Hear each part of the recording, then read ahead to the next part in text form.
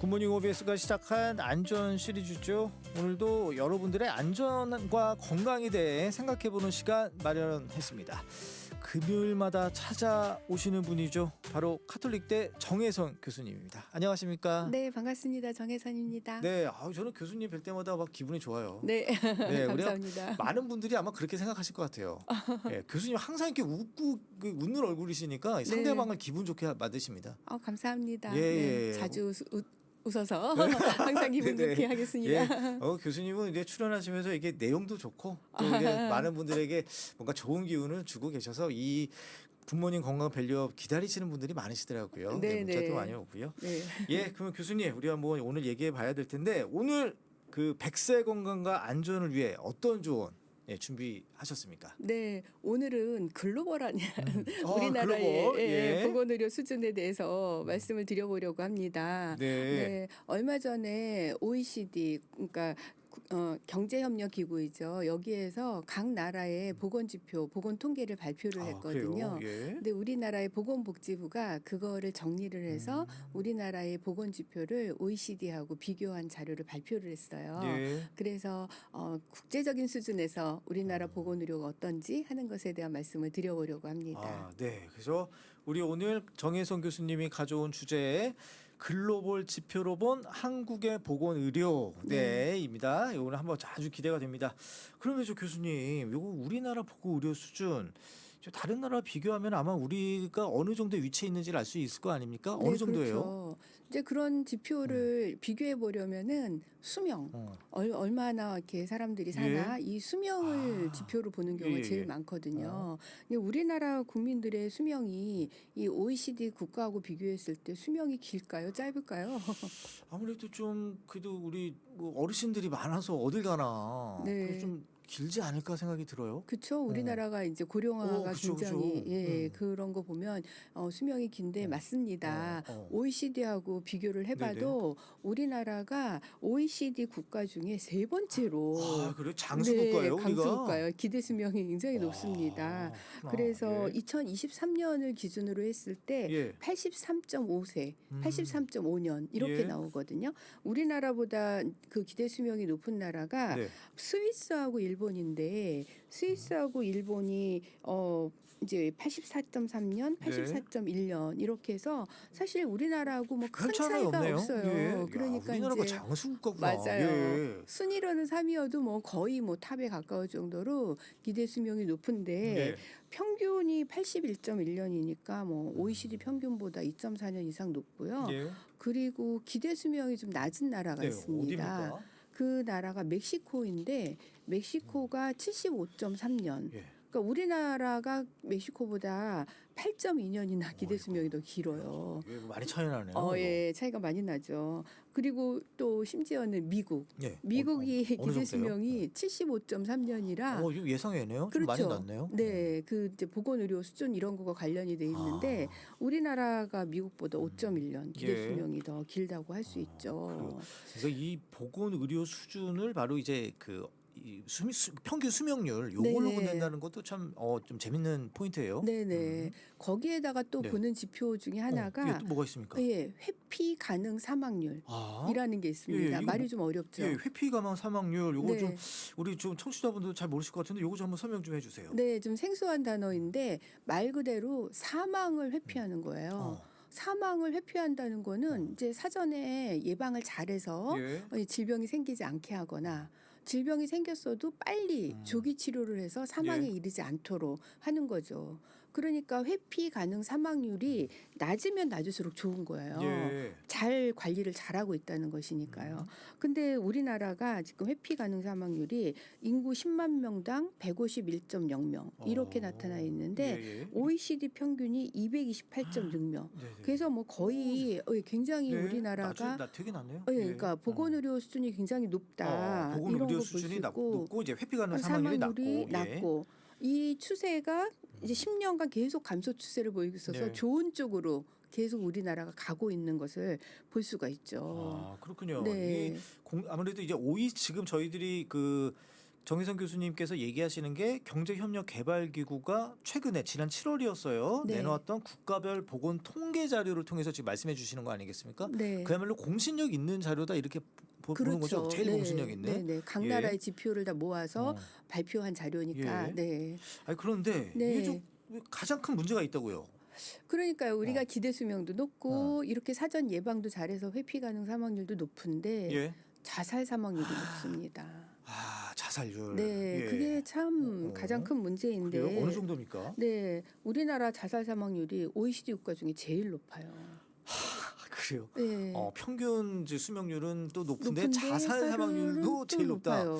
야, 어느 정도 이- 높으냐면 인구 10만 명당 OECD 평균이 10.7명인데 우리나라는 23.2명. 아, 예, 거의 뭐 2배 이상 높게 예. 나타나고 있죠. 참 이게 사회 문제로 좀 뭐 어제 오늘 얘기는 아닌데 네. 이렇게 통계를 보니까 또 확 또 좀 그렇죠. 와닿네요. 예. 근데 심지어 제가 아까 조금 전에 멕시코의 멕시코, 기대 사망률이 제일 낮다고 했는데 멕시코의 자살 사망률은 인구 10만 명당 6.4명이에요. 또 제일 낮아요. 또 자살률은. 네. 야, 이것도 어찌 여러 가지 해석이 나올 수 있겠네요. 그러니까요. 어. 그러니까 사람들이 단지 오래 사는 게 중요한 게 아니라 자살하지 않고 행복하게 잘 사는 게 중요할 것 같은데 예. 우리나라는 오래 사는데 자살 사망률이 높은 이런 문제가 있어서 예, 예. 이것을 좀 잘 관리를 해야 되고 특히 이제 지난 9월 10일이 네. 자살 예방의 아, 날이었거든요. 그래요? 네. 9월 10일. 네, 네. 매년 9월 10일인 거죠, 매년 그러니까? 9월 10일이. 예. 근데 다행스러운 것은 네. 이 자살 사망률이 이제 계속 감소되는 추세에 있다. 이런 걸 볼 수 있고. 예, 그나마 다행이네요. 예. 그렇죠. 2012년에 인구 10만 명당 3.3명이었는데 2022년에 23.2명으로 그래도 뭐 많이 감소되고 있어서 예. 국가적으로 자살 예방에 대한 프로그램들을 많이 하고 있고 자살 예방 활동을 많이 하고 있어서 감소되고 있어서 정말 더 많이 감소가 되었으면 좋겠다 하는 생각이 들죠. 예. 교수님, 그러면 이렇게 좀 수명과 관련된 지표 이게 좀 차이가 나는데 그 이유는 뭡니까 그러면? 그러니까 이런 이유가 그 나라의 생활 환경 그리고 또 교육 수준, 의료 서비스 수준 이런 모든 것과 연관이 되어 있거든요. 예. 근데 우리나라의 아주 특징적으로 좋은 제도가 전국민 의료보험, 전국민 건강보험 제도예요. 그 이민 가시거나 그 좀 네. 이게 장기 체류하시는 분들이 제일 힘들어하시는 게 의료 혜택 아니에요? 그 그렇죠. 외국에서. 네. 예, 그래서 우리나라 진짜 잘 돼 있다 이런 얘기 많이 하시잖아요. 그죠? 그러니까요. 그렇게 건강보험이 전 국민이 이용할 수 있게 돼 있어서 의료 이용을 쉽게 할 수 있으니까 예. 이제 아프면 빨리 병원에 가서 잘 치료를 받을 수 있기 때문에 네. 이렇게 보건의료 수준이 높다 할 수 있죠. 예, 예. 아니 그렇다면 지금 네. 우리나라 병원 이용률 요게 좀 궁금하네요. 네. 예. 그러니까 이제 쉽게 갈 수 있는 제도이니까 네. 아무래도 많이 이용하거든요. 그래서 우리나라가 그 국민 1인당 의사에게 외래 진료를 받는 이 횟수를 보니까 연간 1인당 18.0회. 예. 그러니까 연간 18.0회라는 거는 뭐 이제 1.5회, 한 달에 1.5회 정도 1인당 병원 병원에 진료를 간다는 거잖아요. 받는다. 그런 거거든요. 네. 근데 OECD 평균은 연 6.5회. 그러니까 뭐 그 2달에 한 번 이 정도라고 볼 수 있는데 네. 우리나라는 한 달에 1.5회 정도 네. 가니까 굉장히 병원에 자주 가는 예, 것이죠. 좀 많이들 가세요. 뭐 항상 전화다가 어디 계세요? 그럼 나 병원이야. 뭐 이런 분들 예. 계시고 항상 병원을 달고 다니시잖아요, 네. 다들. 그러니까 그게 의료 이용하기가 좋게 좋은 제도로 되어 있으니까 예. 병원을 자주 이용을 하셔서 쉽게 갈 수 있으니까 진입 장벽이 네, 낮으니까. 낮은 거죠. 예. 근데 이제 아까 계속 멕시코 얘기하는데 멕시코는 이제 1.8회로 예. 연 1.8회면은 1인당 그러니까 1년에 1년에 두 한 번도 번, 못 두 가는 번 거예요? 야. 가는데 우리나라하고 비교하면 차이가 굉장히 많고 예. 일본 같은 경우는 네, 일본이 궁금하네요. 예, 일본은 이제 1인당 연 진료 횟수가 연 12회. 그러니까 그냥 한 달에 한 번. 예, 예, 예. 이렇게 이제 볼 수 있는 거죠. 우리나라가 일본보다는 병원을 자주 네. 이용을 하는 걸 볼 수 있죠. 예, 근데 좀 이게 아프지도 않은데 많이 가시는 거 좀 자제해야 되는데 네. 예, 많이들 가세요. 그만큼 또 쉽게 갈 수 있다. 앞서 그러니까 말씀해 주셨듯이. 그런 네. 장단점이 있는 예, 거죠. 네. 야, 아니 그런데 이렇게 좀 이게 의료기관 이용률 높으면 이 뭐 저희 이제 그러니까 소비자들 입장에서는 편하니까 뭐 약간 감기 들어도 빨리 가서 놔야지 주사 한번 놓고 뭐 내일 중요한 일 있으니까 주사 한 방 먹고 이제 해야지 이러는데 사실 국가적인 입장에서 보면 이게 부담이 만만치 부담 않잖아요. 많죠. 네. 그만큼 의료비가 높아지는 그렇죠. 거거든요. 예, 네. 예. 자주 가서 빨리 진료를 봐서 질병을 예방하는 거는 좋은데 예. 진료비 부담이 굉장히 커서 우리나라가 GDP 대비 예. 경상 의료비 비율이 매년 증가하고 있어요. 아. 그래서 국민 1인당 경상 의료비가 지난 10년 동안 예. 연평균 7.8%씩 계속 증가하고 있는데 OECD는 연평균 5.2%밖에 증가를 안 하고 있는데 예. 우리나라는 계속 증가하고 있고 이렇게 이제 진료비가 증가하는 것뿐만이 아니라 의약품 판매액 그 의약품 판매액도 OECD 국가 중에 세 번째로 많아요. 우리나라 의약품 판매액이 벨기에, 독일 다음에 우리나라가 많고 예. 뭐 보통 의약품 하면 생각나는 곳이 뭐 영국, 호주, 프랑스 이런 곳인데 그 나라보다 우리나라 의약품 판매율이 굉장히 높은 것을 판매액이 높은 것을 볼 수가 있어요. 예. 그러니까 판매 그 액이라는 게 그 가격 금액이죠. 금액인 네. 거였군요. 예. 아, 그래요. 그러니까 의약품 판매액이 높으니까 우리가 의약품 많이 구입을 하는 거죠. 네. 그래요. 예, 저희 굿모닝 OBS 3부 굿모닝 건강 밸류업 진행하고 있습니다. 오늘 정혜성 카톨릭대 교수님 오셔서 오늘은 글로벌 지표로 본 한국의 보건의료 실태에 대해서 지금 얘기 나누고 있습니다. 교수님, 그러면 이렇게 의료를 담당하는 의사 인력이 부족하다. 이게 항상 지금 얘기 나오는 거 아니에요? 근데 그렇죠. 이번에 통계도 나왔습니까? 네네. 그러니까 우리가 병원을 자주 이용하는데 이제 의사 선생님, 의사의 인력이 부족하다 예. 이런 것들 때문에 이제 의정 갈등도 생기고 했는데 지표로 보면은 2023년 기준으로 인구 1,000명당 의사가 2.7명 이렇게 나타나 있는데 예. OECD 평균은 3.86명입니다. 근데 우리는 2.87명이기 때문에 우리나라 의사 인력이 굉장히 부족하고요. 예. 임상 의사가 많은 국가가 오스트리아 같은 경우는 인구 1,000명당 5.5명, 이탈리아는 5.4명. 예, 예. 우리나라보다 거의 2배 이상 많죠. 그런데 이제 의사가 이렇게 부족한데 네네. 병상 수는 많아요. 우리나라가. 근데 저 교수님 임상 의사라고 하는 거는 우리들이 네. 일반적으로 그 병원에 갔을 때 만날 수 있는 그 의사들 그렇죠. 그분들을 임상 의사인 거죠? 맞아요. 예. 진료를 예, 예. 의료기관에서 진료를 보는 그 임상 의사 수, 예, 예. 그 의사 수를 얘기를 하는 거죠. 그러니까 임상 의사는 많은데 이 병상 수는 네.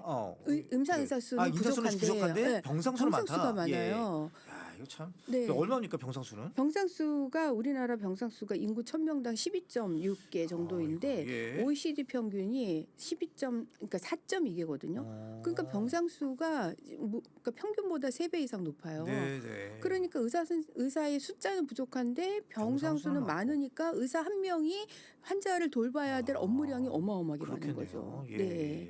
그래서 이런 불균형이 굉장히 크다 하는 거를 볼 수 있고 예. 우리나라가 임상 의사 수만 부족한 게 아니라 임상 간호사 수도 그쵸. 부족하거든요.